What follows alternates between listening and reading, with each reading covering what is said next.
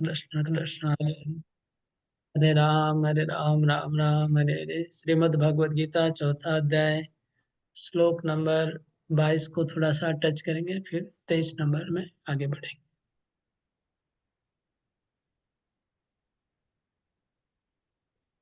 यदृच्छा लाभ संतुष्टो द्वंद्वातीतो विमत्सर सम सिद्धो सिद्धो च कृत्वापि न निबध्यते। यदृच्छा लाभ संतुष्टो, इसका अर्थ है कि जो भगवान की कृपा से जो भी मिल जाता है उससे में संतुष्ट रहता है भक्त। भगवान की कृपा से जो भी प्राप्त हो जाए उससे संतुष्ट रहता है।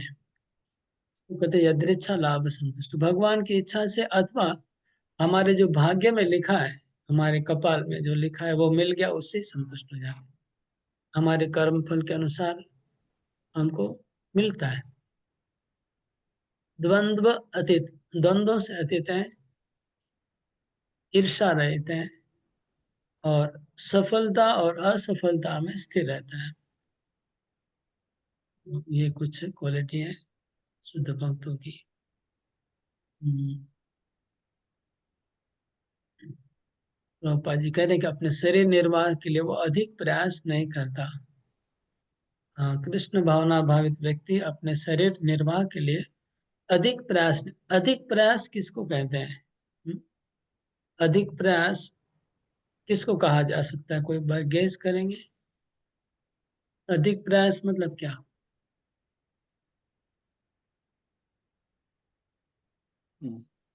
राकेश प्रभु। जिसमें सफलता नहीं मिलता है, उसमें बार बार लगा रहता है, अपने दम पर करने का चेष्टा करता है, उसको अधिक प्रयास बोलते हैं प्रभु जी। सफलता नहीं मिलने से अधिक प्रयास, करना पड़ता है अपने सफलता नहीं दम पर अधिक। जो सफलता नहीं भगवान मिलने का से उसको अधिक प्रयास कहा जाएगा, ये तो ठीक नहीं है। सफलता नहीं मिलने से अधिक प्रयास, ये सफलता के साथ जोड़ना नहीं चाहिए। सफलता मिलता है कि नहीं मिलता है, उससे किसी को अधिक खराब नहीं कहा जा सकता है। जैसे प्रभुपाद जी ने बहुत इंडिया में प्रयास किया, सफलता नहीं मिली, इसका मतलब नहीं कि वो अधिक प्रयास नहीं, अधिक प्रयास में नहीं आएगा वो। भगवान की सेवा में तो अधिक प्रयास करना ही पड़ता है। तो अधिक प्रयास का अर्थ क्या है?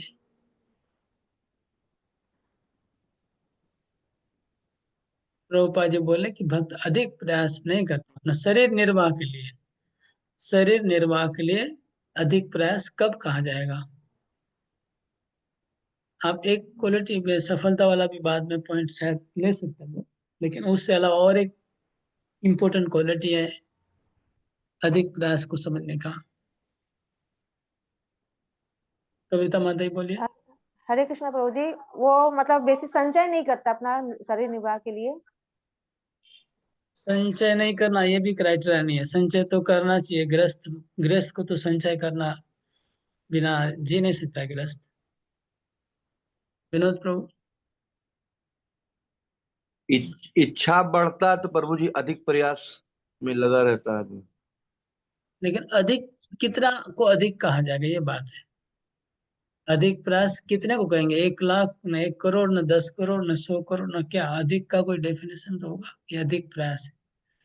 शरीर निर्वाह के लिए अधिक प्रयास नहीं करना चाहिए। तो अधिक मतलब कितना? हरे कृष्णा प्रभु जी। वो भगवान जितना देते हैं उतना में ही संतुष्ट होता है, बेसी प्रयास नहीं करता, मतलब जितना हाँ, जीवन चल जाए हम उतना भी ही। वही बोल रहे हैं, भगवान जितना देता है उतने संतुष्ट जाए, अधिक नहीं करता। वो अधिक क्या है?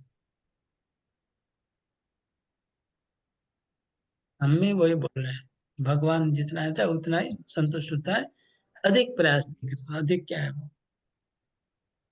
ओके, अधिक प्रयास वो होगा जिसमें आपका कृष्ण भक्ति बाधा आती है, वो अधिक प्रयास होगा। आप अपना जप नहीं कर पा रहे हैं, इतना काम में बिजी हो गए कि जप नहीं हो रहा है, इतना काम में बिजी हो गए कि आप अम, मंगलारती नहीं कर पा रहे, भागवत नहीं पढ़ रहे, क्लास अटेंड नहीं कर पा रहे, ये अधिक प्रयास में आएगा। हम्म? भक्ति करने के बाद जो समय बचता है उसी समय में जितना मेहनत करना है करिए, लेकिन भक्ति का टाइम काट के मेहनत नहीं करना है। भक्ति का टाइम को कट करना वो अधिक प्रयास होगा। कि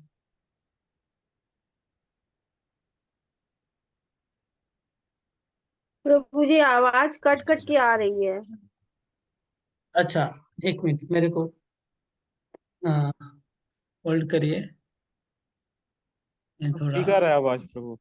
हम लोग को ठीक कोई आ रहा है। मुझे कोई प्रॉब्लम नहीं है प्रभु, बाकी का मुझे उनका नहीं पता। उनके मोबाइल में प्रॉब्लम है जो बोल रहे हैं, लगता है। अरे, कहाँ चला गया? उनका मोबाइल में प्रॉब्लम, खुद अपना अनम्यूट म्यूट करते रहे, बीच बीच में कर रही है। आगे किंतु यथा सामर्थ्य वह सच्चाई से कर्म करता है, वो मांगता नहीं है। वो कल मैंने बताया था, मांगने के ऊपर है ना, कल डिस्कस हुआ था। मांगने का, नहीं मांगने का मतलब क्या है? मैं उत्तर दिया, ये उत्तर देते देते देते शायद हाँ, उत्तर कंप्लीट हो गया था ना। नहीं मांगने का मतलब मैं क्या बोला था कि क्योंकि गृहस्थ व्यक्ति है जो कर्म कर रहा है, उसके लिए मांगने का कोई सिस्टम नहीं है। जो गृह त्यागी है, जिसका कोई प्रोफेशन नहीं है, कोई बिजनेस नहीं है, कोई संसार में जुड़ा हुआ नहीं है, वो मांग सकता है। ये मैं मांगने को बोला, इसलिए प्रभुपाद बोलते हो किससे मांगता नहीं। अगर आप गृहस्थ हैं, आप बिजनेस चला रहे हैं, और आप तो किसी से हाथ भीख मांगने की जरूरत नहीं, अपना बल पे जितना कमाएंगे उसमें जीना है। ये अगर अगर आप बड़े लोगों के पास पैसा मांगेंगे और आप उनके ऊपर डिपेंड हो जाएंगे, तो आप कृष्ण का शरणागत नहीं हो पाएंगे, कृष्ण के ऊपर डिपेंड नहीं हो पाएंगे। तो भक्त को कृष्ण का आश्रित होना चाहिए, और किसी व्यक्ति के पैसे के ऊपर आश्रित होना अच्छा नहीं है। फिर कृष्ण अनन्य नहीं होगा, अनन्य भक्ति जो कहते हैं ना, वो नहीं होगा। ओके, ठीक है, प्रभु अगला जी क्या श्लोक है, पढ़ते हैं। यहाँ हाँ? प्रभु जी एक और वर्ड है, न उधार लेता है। उधार, वही उधार लेने का मतलब यहाँ पर वही बड़े लोगों से मस्का मार के लोन लेना। हाँ, तो एक्चुअली लोन लेना अच्छा नहीं है। आगे के जमाने में लोग लोन लेने को बहुत खराब मानते थे, अच्छा चीज नहीं मानते थे। उसको मुस्लिम लोग तो लोन के बहुत खिलाफ है, आपको पता है ना? पता है कि नहीं? नहीं पता है ना? मुस्लिम रिलीजन में लिखा है, कोई मुसलमान देखिए लोन नहीं लेगा कभी, उनके धर्म के खिलाफ है। मुस्लिम में तो डायरेक्टली मना किया है लोन लेना, तो कोई नहीं लेता है। लेकिन हमारे में भी आगे लोन लेने को खराब माना जाता था।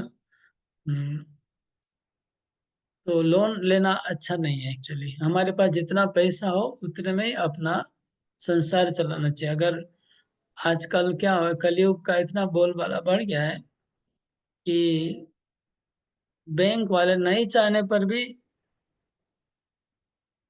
बार बार ऑफर करते हैं कि हम आपको लोन लीजिए, लोन लीजिए, लोन लीजिए।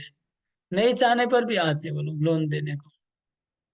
फिर आदमी लोभ में पड़ के लोन ले लेता है, फिर जब चुका नहीं पाता है तो बैंक वाले फिर उसके पीछे पड़ जाते हैं, उसका प्रॉपर्टी छीन लेते हैं।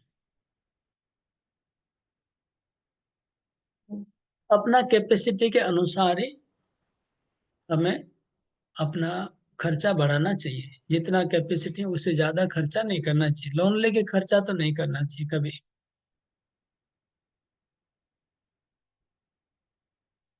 हाँ, अगर किसी का फिक्स्ड इनकम है और उसको पता है कि मेरा फिक्स्ड इनकम है, और 1 साल बाद 2 साल और ऑटोमेटिक कट जा रहा है इनकम से डायरेक्ट, तो वो हिसाब के अंदर ही है, बैलेंस के अंदर है, प्रॉब्लम नहीं है उसमें फिर।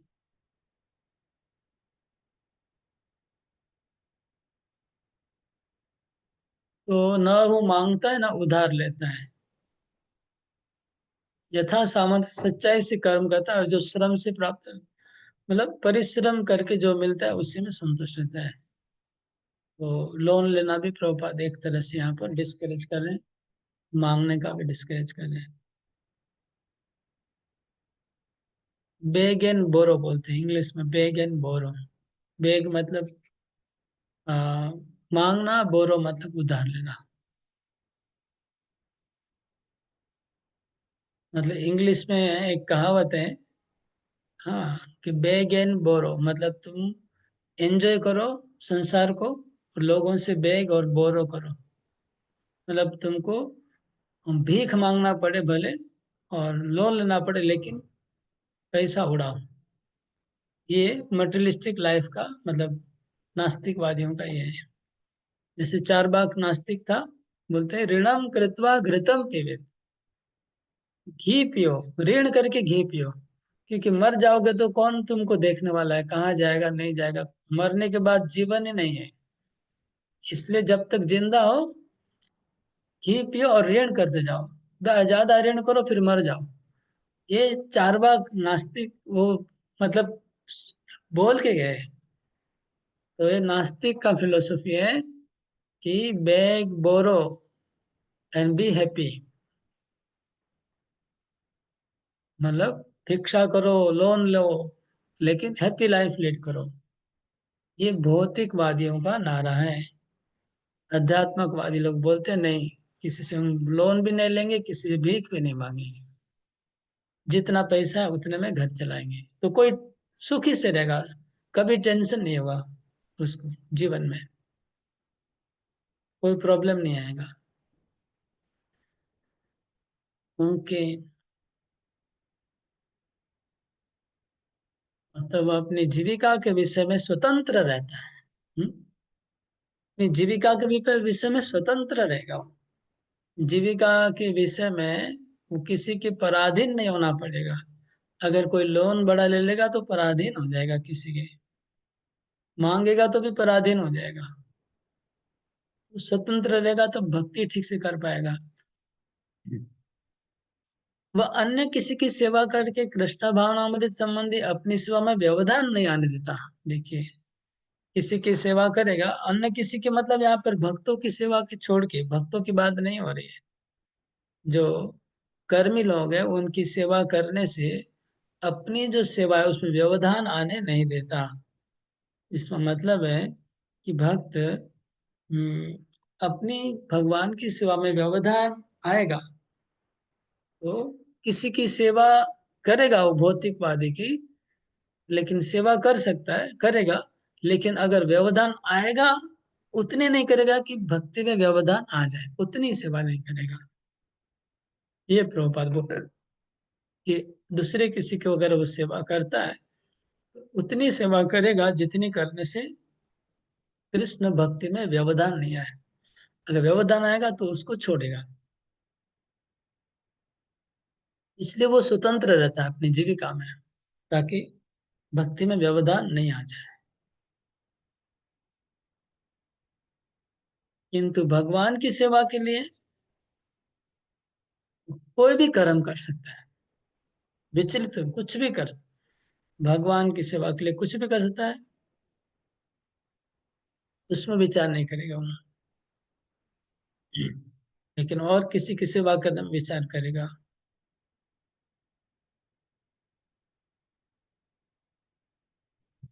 कृष्ण भावना भाई भक्ति देवता से परे होता है और संसार के सुख दुख गर्मी से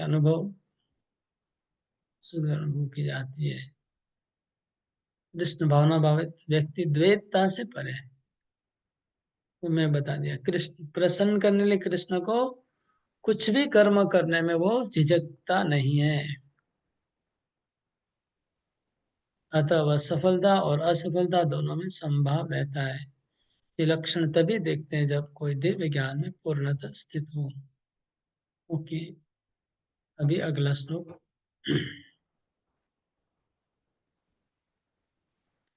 गतसङ्गस्य मुक्तस्य ज्ञानावस्थितचेतसः यज्ञायाचरतः कर्म समग्रं प्रविलीयते। गतसङ्गस्य मुक्तस्य ज्ञानावस्थितचेतसः यज्ञायाचरत कर्म समग्रं प्रविलीयते। अनुवाद विनीता माता जी अनुवाद पढ़िए। हरे कृष्णा प्रभु जी। जो पुरुष प्रकृति के गुणों के प्रति अनासक्त है और जो दिव्य ज्ञान में पूर्णतः स्थिर है, उसके सारे कर्म ब्रह्म में लीन हो जाते हैं। ओके, तात्पर्य पढ़िए।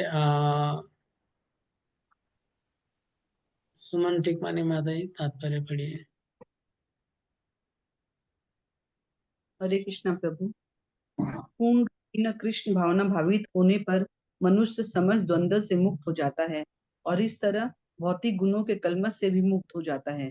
वह इसलिए मुक्त हो जाता है क्योंकि वह कृष्ण के साथ अपने संबंध की स्वाभाविक स्थिति को जानता है। फलस्वरूप उसका चित्त कृष्ण भावनामृत से विचलित नहीं होता। अतः वह जो कुछ भी करता है वह आदि विष्णु कृष्ण के लिए होता है।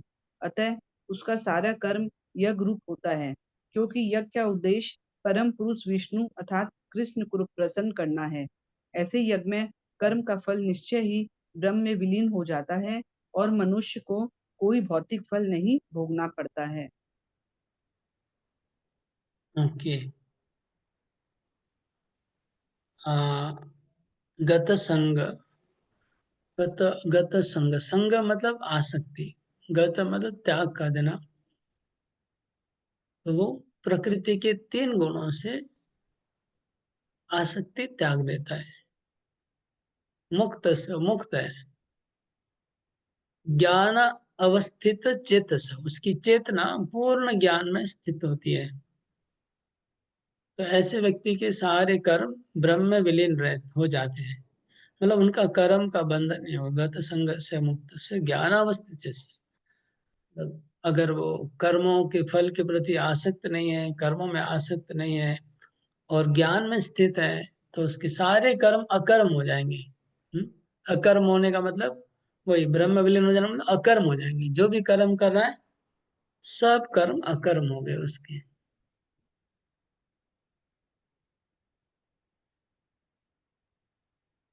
वो यहाँ लिख रहे, इसलिए वो मुक्त हो जाता है। वो कृष्ण के साथ अपने संबंध की स्वाभाविक स्थिति को जानता है। वो जानता है कि मैं श्री कृष्ण का नित्य दास हूँ, मैं उनका सखा हूँ, मैं उनका जो भी उसका संबंध है भगवान के साथ, वो संबंध उसका जान जाता है और फल स्वरूप वो कृष्ण, उसका चित्त कृष्ण भावना से विचलित नहीं होता। तो वो जो कुछ करता है वो विष्णु के लिए करता है, कृष्ण के लिए करता है। तो कृष्ण के लिए सब कुछ कर रहा है, तो सारे कार्य यज्ञ स्वरूप हो गए। यज्ञ का उद्देश्य कृष्ण को प्रसन्न करना है।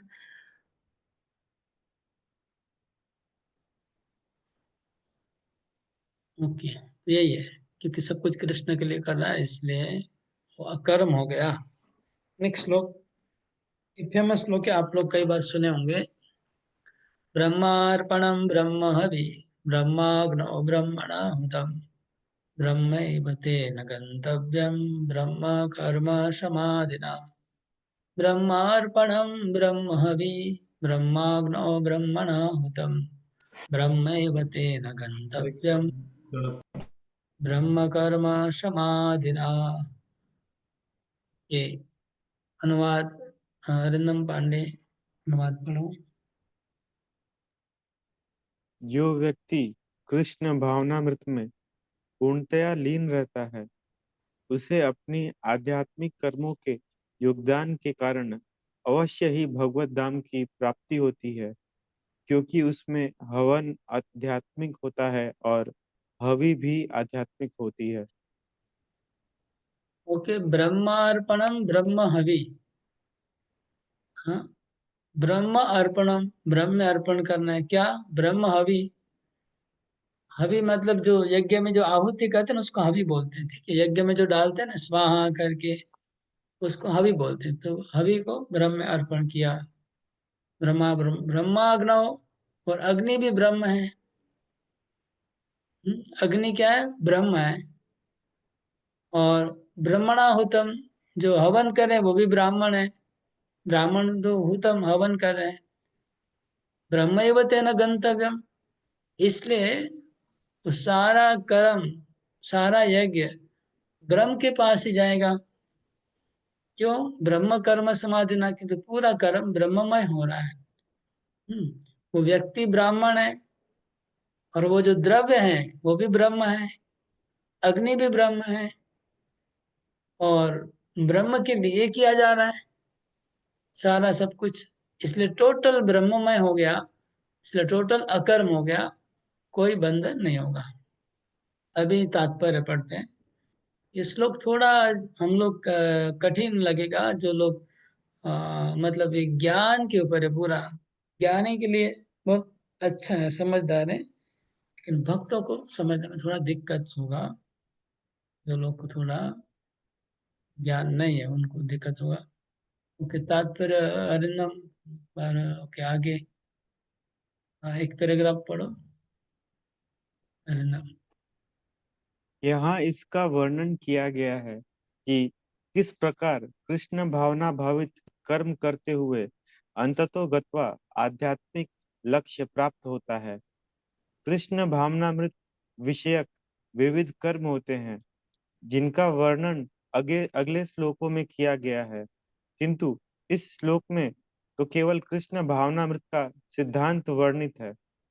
भौतिक कलमश से ग्रस्त बद्ध जीव को भौतिक वातावरण में ही कार्य करना पड़ता है, किंतु फिर भी उसे ऐसे वातावरण से निकलना ही होगा जिस विधि से वह ऐसे वातावरण से बाहर निकल सकता है, वह कृष्ण भावनामृत है। उदाहरण के लिए, यदि कोई रोगी दूध की बनी वस्तुओं के अधिक खाने से पेट की गड़बड़ी से ग्रस्त हो जाता है तो उसे दही दिया जाता है। तो दूध ही से बनी वस्तु, जो दूध से ही से बनी वस्तु है, भौतिकता में ग्रस्त बद्ध जीव का उपचार कृष्ण भावनामृत के द्वारा ही किया जा सकता है, जो यहाँ गीता में दिया हुआ है। ओके, तो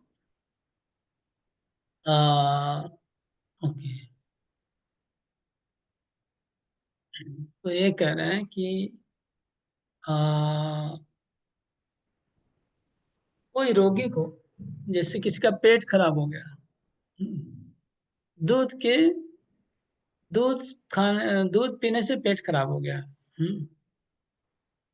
दूध पीने से अगर किसी का पेट खराब हो गया, तो दूध का ही रूपांतर दही है, जिसको खाने से पेट ठीक हो जाता है। इसी प्रकार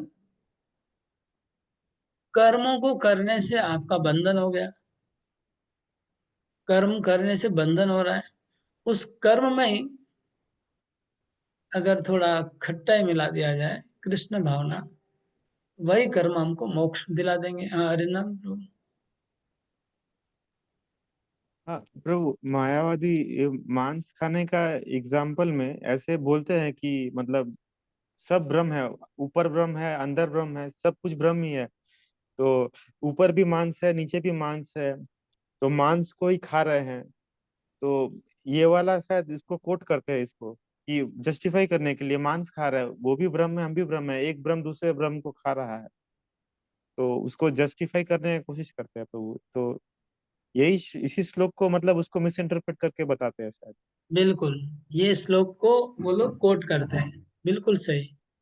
मांस खाने वाले भी करते हैं और दूसरे पाप करने वाले भी करते हैं।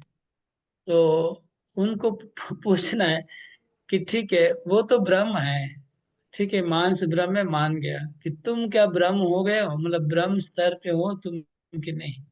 तुमको मांस में ब्रह्म दिखता है कि नहीं, पहले ये देखना है। अगर मांस में ब्रह्म दिखता है तो सब में ब्रह्म दिखेगा। हम्म, तो सब चीजों में, फिर तो उसको जहर में भी ब्रह्म दिखेगा, तो जहर ब्रह्म को ही थोड़ा ब्रह्म में मिला लो। हम्म, अगर मांस में तुमको ब्रह्म दिख रहा है, तो फिर हम्म। जहर में भी ब्रह्म दिखना चाहिए। मीरा भाई ने तो जहर पी लिया, तुम भी हम्म। पी लो जहर, दिखा दो। शंकराचार्य ने पी लिया। अनंत अनंत गौर सुंदर प्रभु ये मेरे को बोल रहे थे प्रभु, तो उनका फ्रेंड उनको यही एग्जांपल देके बोल रहा था कि मछली खाओ, और ऊपर भी ब्रह्म है, अंदर भी ब्रह्म है, मांस ऊपर है, अंदर है, बाहर है। तो उन्होंने उनको बोला कि मांस के अंदर तो वो गू भी है, गू भी खाओ, गू भी खा सकते हो, वो भी ब्रह्म है। मतलब बहुत ही गंदा एग्जाम्पल दिया उनको कि सब कुछ है तो ब्रह्म ही है, तो वो भी खाओ, फिर वो भी तो खा हाँ, सकते हैं। फिर लेट्रिन भी, वो भी ब्रह्म है,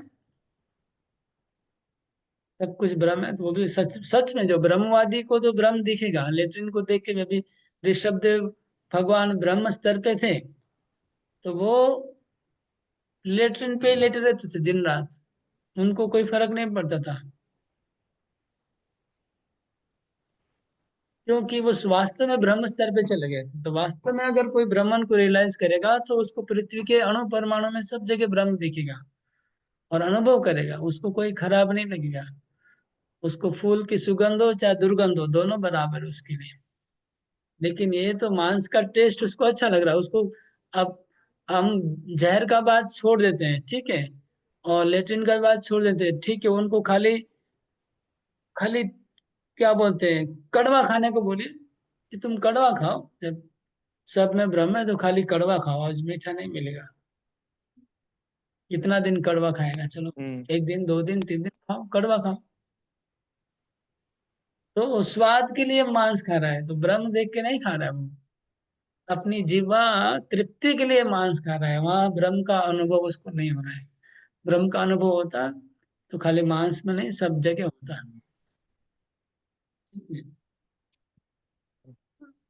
तो ये श्लोक को बहुत मिसयूज करते हैं वो लोग, जो लोग भी मायावादी हैं, जिनको थोड़ा बहुत गीता का ज्ञान है और इंद्र तृप्ति में लगे हुए हैं, तो इंद्र तृप्ति में इस श्लोक को वो लोग यूज करते हैं अपने स्वार्थ में।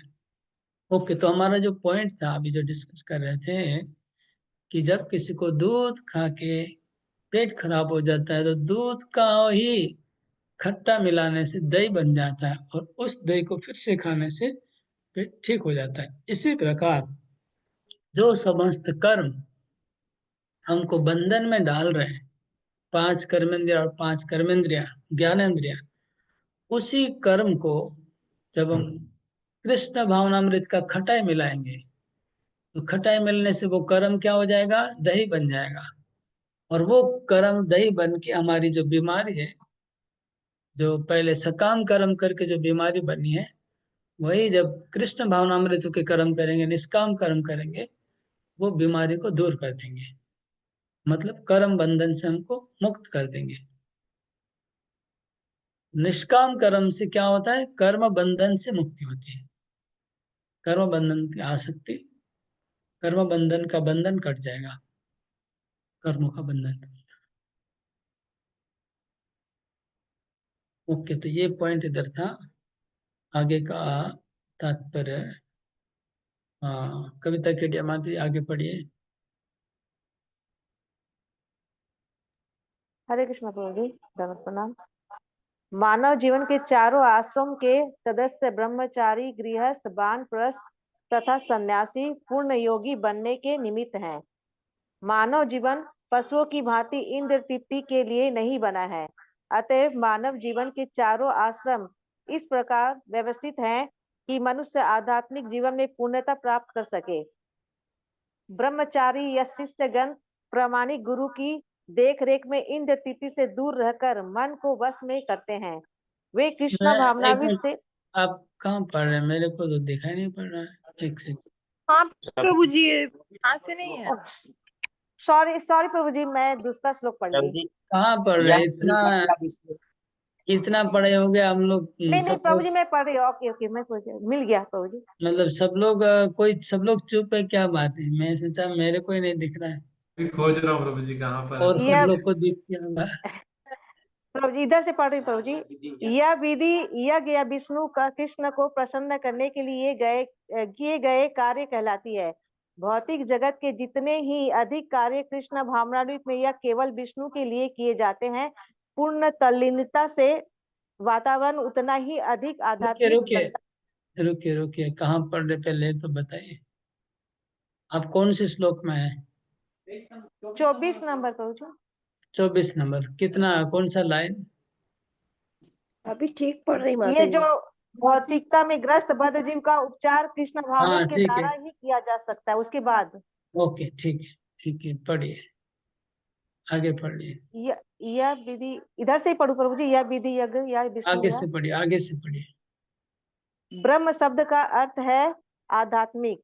भगवान आध्यात्मिक है और उनके दिव्य शरीर की किरणें ब्रह्म ज्योति कहलाती है। यही उनका आध्यात्मिक तेज है।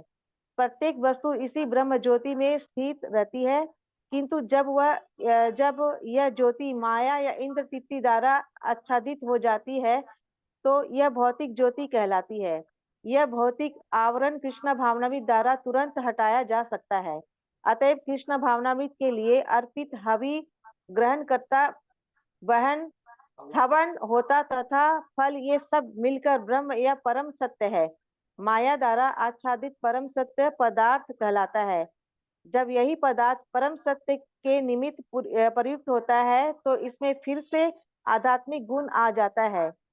कृष्ण भावनामृत मोह जनित चेतना को ब्रह्म या परमेश्वर मुख्य करने के लिए विधि है। जब मन कृष्ण भावनामृत में पूरी तरह निमग्न रहता है तो उसे समाधि कहते हैं। ऐसी दिव्य चेतना में संपन्न कोई भी कार्य यज्ञ कहलाता है। आध्यात्मिक चेतना की ऐसी स्थिति में होता वहन अग्नि यज्ञ करता तथा अंतिम फल यह सब पर ब्रह्म में एकाकार हो जाता है। यही कृष्ण भावनामृत की विधि है।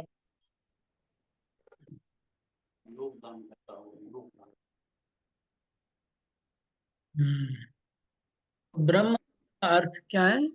आध्यात्मिक। ये थोड़ा अंडरलाइन कर लीजिए, सब लोग लिख लीजिए। ब्रह्म मतलब स्पिरिचुअल, इंग्लिश में स्पिरिचुअल। ब्रह्म मतलब आध्यात्मिक, वो कुछ भी हो सकता है। आत्मा भी ब्रह्म कहला क्योंकि आत्मा आध्यात्मिक है। स्पिरिचुअल वर्ल्ड भी ब्रह्म कहा जाएगा क्योंकि वो आध्यात्मिक है। भगवान भी ब्रह्म कहलाएंगे, भगवान भी आध्यात्मिक है। तो कुछ भी जो आध्यात्मिक है, वॉट एवर स्पिरिचुअल, सबको ब्रह्म शब्द से इंगित करता है। हाँ, अरिंदम पांडे। हाँ, तो ऐसे एक जो क्लियर ब्रह्म का अर्थ था प्रभु, मतलब आपने पहले जो बताया था कि भगवान के शरीर से जो ज्योति निकल रही है वह वही ब्रह्म ज्योति है। तो ब्रह्म और ब्रह्म ज्योति एक ही चीज की बात हो रही है ना, फिर अलग है ये, मतलब ब्रह्म ब्रह्म तो ज्योति तो ब्रह्म ज्योति है वो, लेकिन ब्रह्म क्या है? तो स्पिरिचुअल। ब्रह्म कृष्ण ब्रह्म है, उनसे जो ज्योति निकल रही है वो ब्रह्म ज्योति है।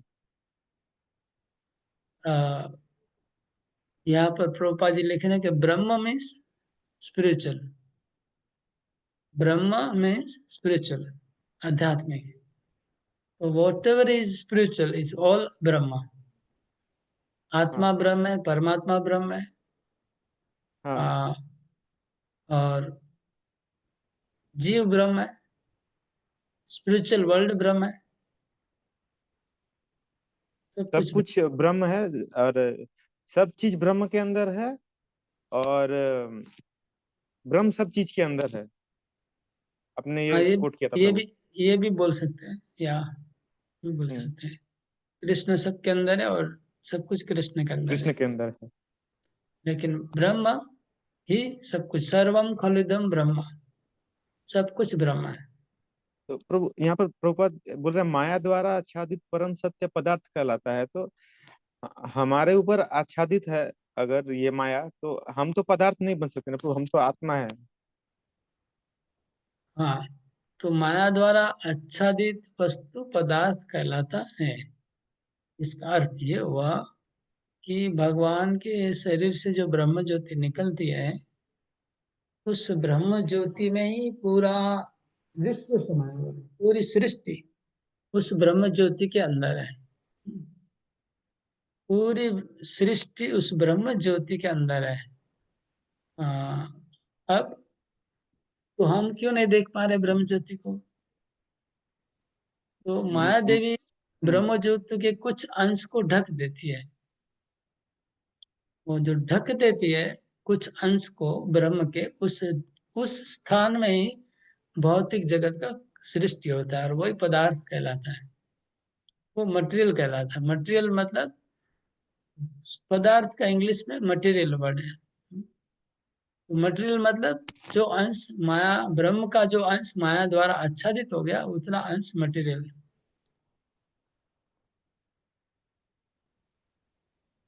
मतलब ब्रह्म ही है परंतु आच्छादित है इसलिए पदार्थ है, पर वो भी ब्रह्म है लेकिन। हाँ, वो ब्रह्म के अंदर ही कुछ अंश आच्छादित है, हम्म इसलिए वो मटेरियल कहलाएगा। और आत्मा का हम्म, बात नहीं है, भौतिक पदार्थ का बात हो रहा है। अच्छा। तो आप एग्जांपल देते प्रभु, जैसे कि बता रहे थे आप मटेरियल क्रिएशन का बता रहे थे, आप बोल रहे थे इसमें ब्रह्म ज्योति प्रवेश नहीं कर पा रहा है, तो मैं आपसे क्वेश्चन किया था कि आप बोल रहे थे सब कुछ ब्रह्म में है और ब्रह्म सब कुछ में है, तो फिर ज्योति का एग्जांपल मुझे समझ में नहीं आता। तो आपने बोला कि माया का ये मतलब कवरिंग है। हाँ, जैसे आकाश में बादल छा जाते हैं, हम्म तो बादल जहाँ पर छा गए वहां पर प्रकाश सूर्य का नहीं जाता है, वो हम्म अंधेरा रहता है थोड़ा जगह में, बादल की जगह में। ऐसे ही ये माया चिदाकाश है, वो ब्रह्म ज्योति का प्रकाश है, उसमें कुछ अंश में महत तत्व या माया का वो विस्तार होता है। वो जगह के अंदर, वो बादल के अंदर ये भौतिक जगत की सृष्टि हो रही है, इसलिए उसको पदार्थ व मटेरियल कहा जा रहा है। मटेरियल इसलिए क्योंकि वो ब्रह्मन को ढक दिया है, वहाँ ब्रह्म ज्योति वहां प्रवेश नहीं कर पा रही।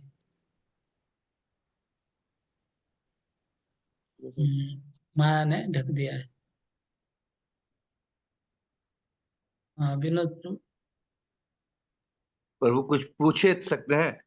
आध्यात्मिक ये, जैसे ब्रह्म शब्द का आध्यात्मिक, आध्यात्मिक क्या प्रभु जी, ये थोड़ा सा पूछना चाहते थे। आध्यात्मिक क्या है? ओके, आध्यात्मिक मतलब चिन्मय। चिन्मय समझते हैं? चिन्मय क्या है समझते हैं कि वो समझाना है? नहीं समझ पाया। ओके समझाता हूँ। तो चेतन और जड़ को समझते हैं, जड़ और चेतन। हाँ विनोद प्रभु, जड़ और चेतन समझते हैं? हाँ 100 समझते टक्का। प्रभु जी। हाँ, तो जो आप समझते चेतन, प्रभु जी। जो चेतन है वो चिन्मय है, वो आध्यात्मिक है।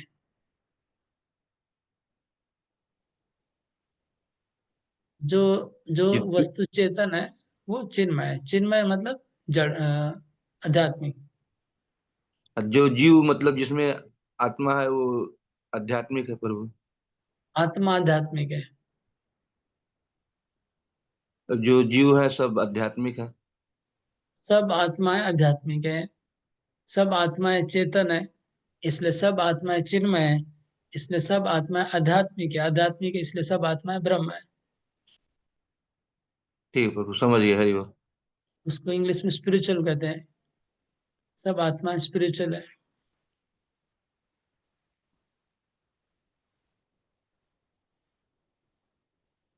ओके, तो वो आत्मा को माया आच्छादित नहीं कर रही है, उस जड़ पदार्थ को आच्छादित कर रही है। ब्रह्म का जो प्रकाश है वो जड़ जगत को, महतत्व जड़ जगत को प्रभावित कर रहा है, इसलिए वो मटेरियल है। आत्मा मटेरियल नहीं, आत्मा never becomes material, always spiritual.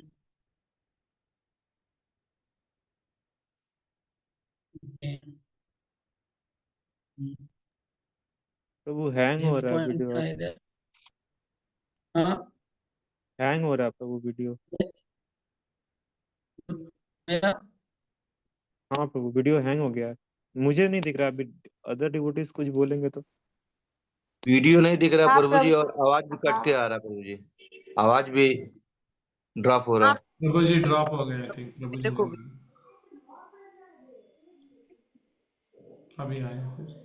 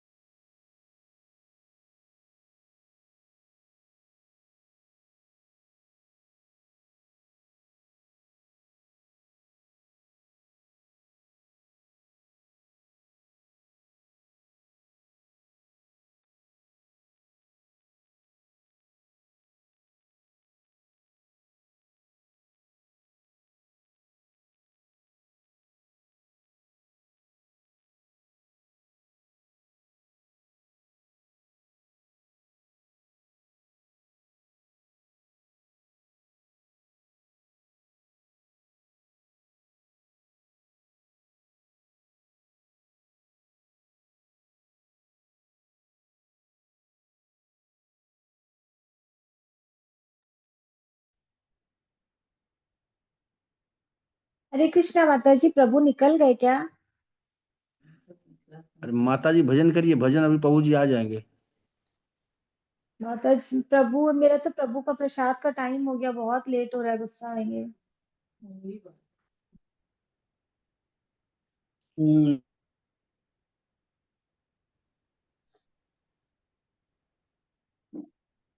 ठीक है, मैं लीव हो रही हूँ, प्लीज आप लोग बोल दीजिएगा प्रभु को। माता जी भजन करके जाइए, भजन करके, इसे नहीं जाना चाहिए। हाँ, एक भजन कर लीजिए, फिर चला जाइएगा आप। प्रभु जी गुस्सा नहीं करेंगे, हमने बोले भजन करके गई हैं।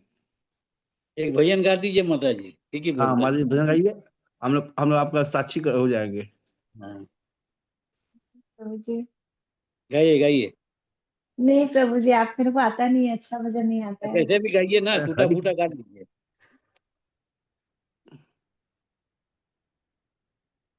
प्रभु जी प्रसाद का इंतजार कर रहे हैं, वही वाला भजन गाइए।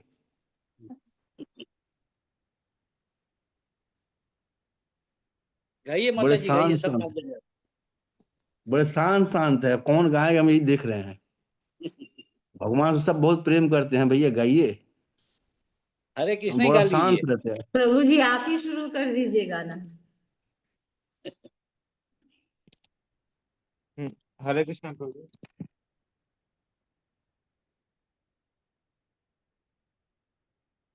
विजय प्रभु जी, क्या हुआ, प्रसाद नहीं लिए हैं क्या? आप तो जानते हैं प्रभु जी। तो भजन गाइए जब प्रसाद ले लिए हैं तो। आप लोग सब वो बात कर रहे हैं, सब रिकॉर्डिंग हो रहा है। कृष्ण। एक मिनट प्रभु। हरे कृष्णा प्रभु फोन पे है, उनका नेटवर्क काम नहीं कर रहा है, प्रभु का मैसेज है, आप लोग सुन लीजिए। बोलिए प्रभु।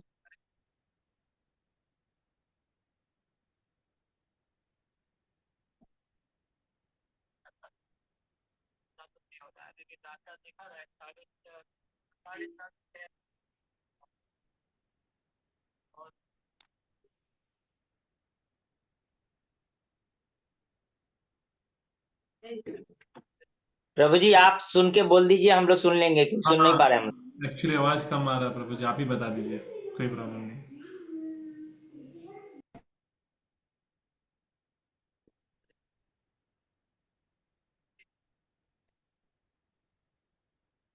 होस्ट कौन है प्रभु अभी?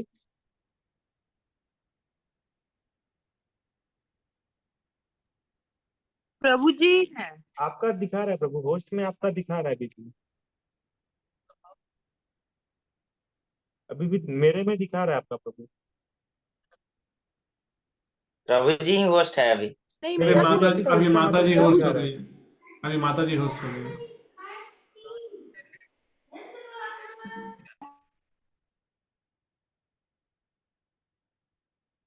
अभी रति श्रेष्ठा माता जी होस्ट हो गई हैं। रति श्रेष्ठा माता जी आप सुन रही है? हाँ हरे जी कृष्णा। प्रभु जी।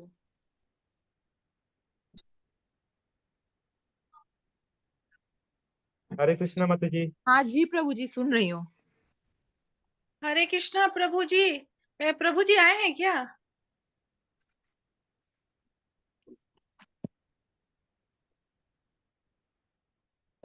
एक मिनट तो आवाज क्यों नहीं आ रहा, पता नहीं, ठीक है मुझे भी आवाज नहीं आ रहा। नहीं ब्रो, मेरा म्यूट नहीं है, किसी का आवाज नहीं आ रहा लेकिन। नहीं प्रभु जी, हम लोग हैं सब लोग। प्रभु जी हम सब कुछ सुन पा रहे हैं हम लोग, आप प्रभु जी का मैसेज हम लोग को सुना दीजिए ना, उसके बाद हम हाँ, लोग। हम लोग सुन पा रहे हैं। प्रभु जी का आवाज नहीं सुन पा रहे हैं, लेकिन अरिंद प्रभु का आवाज सुन पा रहे हैं। वही वही। मैं आपका अरे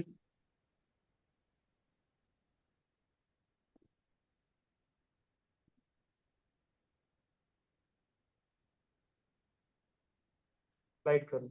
हाँ स्लाइड किया प्रभु।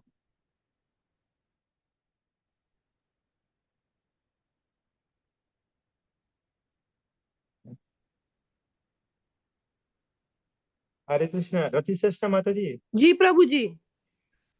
हाँ माता जी, प्रभु बोल रहे हैं ना, अभी हाँ आप होस्ट हैं हाँ। तो आप रिकॉर्डिंग एंड कर दीजिएगा, नहीं तो प्रभु का बात आप सबको सुनाई दिया क्या? नहीं नहीं प्रभु जी, नहीं सुनाई दिया। नहीं सुनाई दिया? नहीं कुछ भी नहीं सुनाई दिया प्रभु, नहीं कुछ भी नहीं। नहीं प्रभु, अभी भी इन लोग का आवाज बहुत धीरे आ रहा है मुझे, मैं समझ नहीं पा रहा हूँ रीजन क्या है, बहुत धीरे आ रहा प्रभु है। जी, मैं आपको होस्ट बना देती हूँ, आप जो प्रभु जी बोले वो कर दीजिए। ठीक है प्रभु, ठीक है, ठीक है, ठीक है प्रभु, ठीक है प्रभु, ठीक है प्रभु जी, हरे कृष्ण।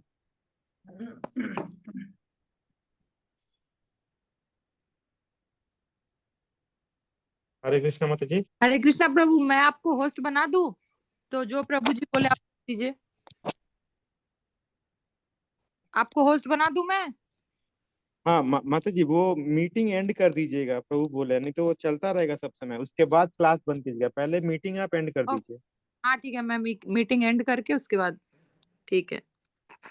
तो प्रभु का नेटवर्क काम नहीं कर रहा है, 9:30 बज चुका है, और इसीलिए प्रभु बोले कि अभी कंटिन्यू नहीं करेंगे, और आपको होस्ट बना दिया है। आप मीटिंग पहले, अभी रिकॉर्डिंग आप अभी एंड कीजिए, फिर आप मतलब लॉग आउट कीजिएगा। नहीं ना प्रभु जी, मैं आपको बनाती हूँ होस्ट, आप बंद करिए, मेरे को रिकॉर्डिंग वो करने नहीं आ रहा है प्रभु। अच्छा ठीक है, आप बनाइए मुझे। मैंने बनाया आपको।